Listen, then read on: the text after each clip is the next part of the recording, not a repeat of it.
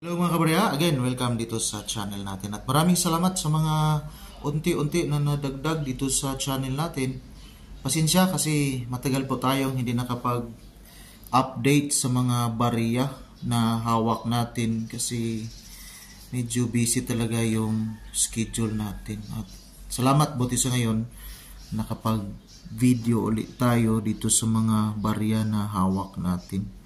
So ito yung barya sa bansang Israel. Ito yung highest coin denomination nila.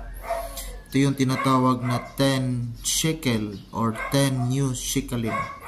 Shekel lang kasi yung pag-pronounce nila doon. Or shekel yung tawag sa kanila sa baryang ito. So 10. Again, ito yung pinaka-highest. So sa mga hindi nakapagpanood sa video natin, last time, ito yung 10 agorot.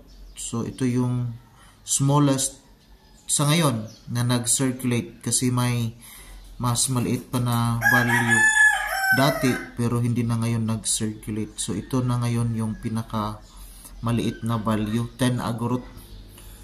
So meron din silang tinatawag na 1 new shekel, nasa 16 pesos ang value nito.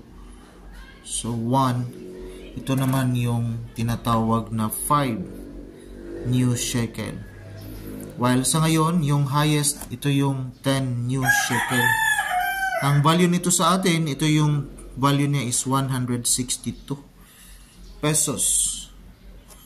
Pag nagpapalit tayo ng peso doon sa Israel, so ito yung equivalent sa bariyang ito. So 10 new shekelim nasa 162. Now, itong kaniyang verse, ito yung palm tree with the 7 leaves. Dati yung candlestick, may 7 din yun na lights inilagay doon. Ito naman 7. 7, significant kasi yung 7 sa bansang Israel kasi 7 is the number of God with 2 baskets. Then, ito yung dates.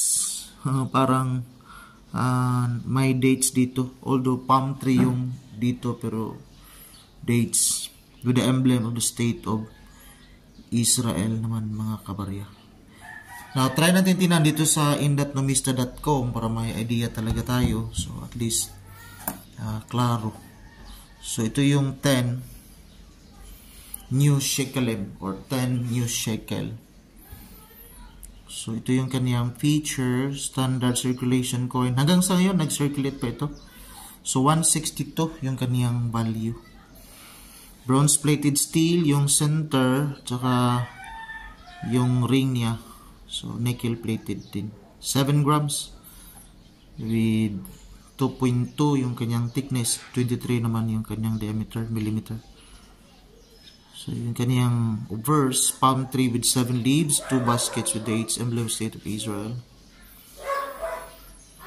Dito naman tayo sa kaniyang reverse, denomination 10 with the dates. So, yun yung 10 new shekelim or 10 new shekel mga kabarya.